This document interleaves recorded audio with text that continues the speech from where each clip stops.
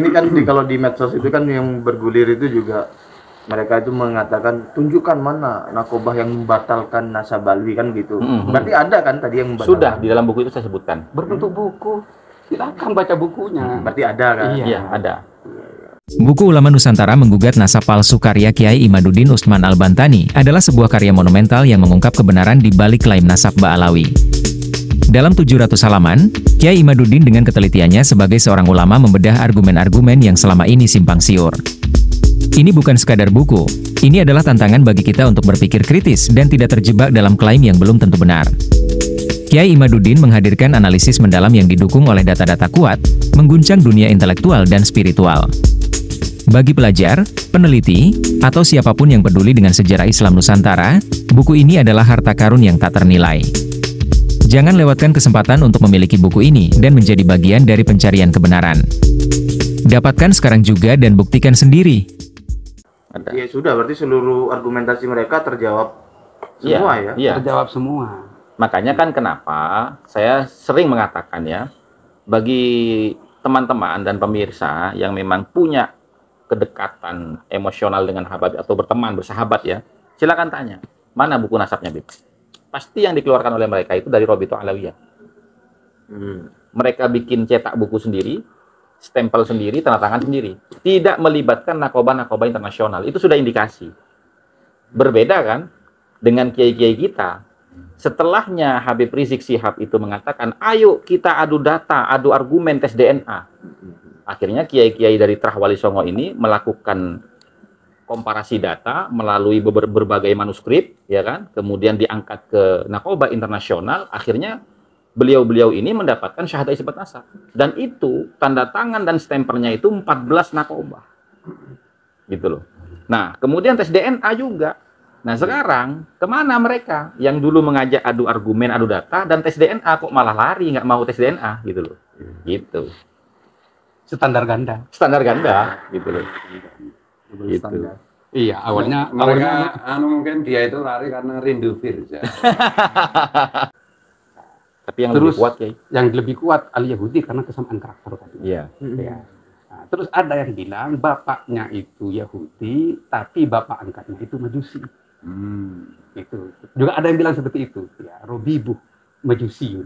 Jadi anak tiri atau anak angkat. Mungkin ibunya Maimun itu Menikah lagi atau menikah dua kan? Bisa. Makanya bingung nama ini anaknya siapa. Sama kiai sekarang bingung kan. Beda ini anaknya siapa.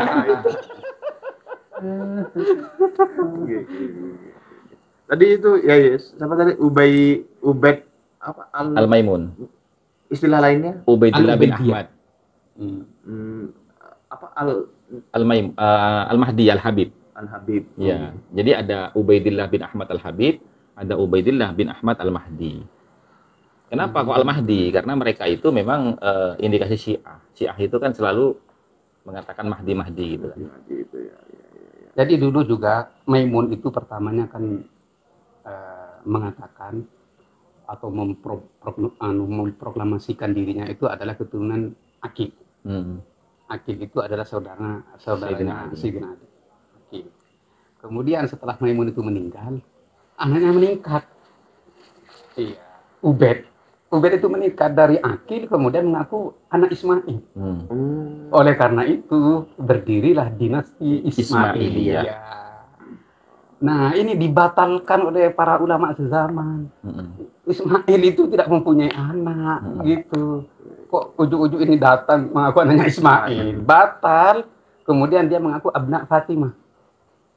Makanya berdirilah dinasti Fatimiyah. Ini ada sejarahnya semua. Iya. Nah, yang sekarang baru Ahmad bin Isa yang jadi korban.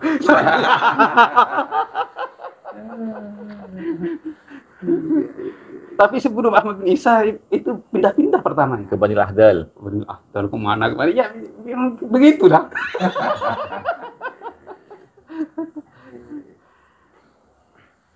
Itu ada yang mau ditanyakan, tapi ini lagi lupa ini. Tadi itu loh yang pertama tuh ya, Ubaidillah Al-Habib. Bukan. Al-Mahdi. Al-Ubaidiyah Ar-Rafidiyah itu. Bukan. Maimun. Yang ada di bagian terakhir buku jenengan apa tadi? Oh iya, di itu di penutupan dulu itu ya. Iya. Ubaidillah. Ubaidillah bin Maimun Al-Qaddah. Al-Qaddah. Al-Qaddah itu apa? Ini maksudnya Al-Qaddah. Al-Qaddah itu Gelarnya Maimun itu. pekerjaan. Oh. Iya. Sering membuat panah itu. Iya. Sering membuat senjata dia. Sebutnya Al-Qaddah. Itu ada nanti ya dijelaskan. Ada dijelaskan. Di buku yang kedua. Ketiga. Iya, buku yang khusus untuk Maimun. Maimun itu. Ya, kalau yang di Keabsahan Nasab Alawi itu di akhir buku itu kita hanya sepil sedikit saja gitu. Yang sudah siap lengkap itu bukunya pertama dan kedua ya. Nggih. Jadi yang batal apa itu? Ketidakabsahan. Tidak absahan nasab Nasab Alawi. Alawi. Yang Ya. kedua itu khurafat itu ya. Ya, Terus yang ketiga ini tentang nanti bahas khusus Ubaidiyah. Ubaidiyah itu. Ya. Kajian ya. Ya. Tapi ini yang ketiga belum Belum. diteruskan. Kita masih nyari data pendukung yang betul-betul valid dan tidak bisa dibantah gitu. Tapi data-datanya sudah dikantongi. Ya, sudah. Iya. Tinggal menyusun gitu. Ya, satu lagi. Ini kan kalau di medsos itu kan yang bergulir itu juga mereka itu mengatakan tunjukkan mana nakobah yang membatalkan nasab alwi kan gitu. Berarti ada kan tadi yang membatalkan? Sudah di dalam buku itu saya sebutkan. Berbentuk buku. Silakan baca bukunya. Berarti ada kan? Iya. Iya, ada. Ada. Ya sudah, berarti seluruh argumentasi mereka terjawab semua ya? Iya. Terjawab semua. Makanya kan kenapa saya sering mengatakan ya, bagi teman-teman dan pemirsa yang memang punya kedekatan emosional dengan Habib atau berteman, bersahabat ya, silakan tanya, mana buku nasabnya Bib? Pasti yang dikeluarkan oleh mereka itu dari Robito Alawiyah. Mereka bikin cetak buku sendiri, stempel sendiri, tanda tangan sendiri. Tidak melibatkan nakoba-nakoba internasional. Itu sudah indikasi. Berbeda kan dengan kiai-kiai kita. Setelahnya Habib Rizik Syihab itu mengatakan, ayo kita adu data, adu argumen, tes DNA. Akhirnya kiai-kiai dari Trah Wali Songo ini melakukan komparasi data melalui berbagai manuskrip, ya kan? Kemudian diangkat ke nakoba internasional. Akhirnya beliau-beliau ini mendapatkan syahadat isbat nasab. Dan itu tanda tangan dan stempelnya itu 14 nakobah. Gitu loh. Nah, kemudian tes DNA juga. Nah, sekarang kemana mereka yang dulu mengajak adu argumen, adu data, dan tes DNA kok malah lari, nggak mau tes DNA, gitu loh. Gitu. Standar ganda. Standar ganda, gitu loh. Gitu. Iya, awalnya mungkin dia itu lari karena rindu virus ya. awalnya menganjurkan, Bukan menganjurkan lagi, udah seperti memaksa. Iya. kemudian mengharamkan. Menantunya beda dengan mertuanya. Luar biasa. Jadi mungkin istilahnya itu pseudo ilmiah dia, pseudo ilmiah. Itu ilmiah. Pseudo science. Ya. Alias penipu udah. J.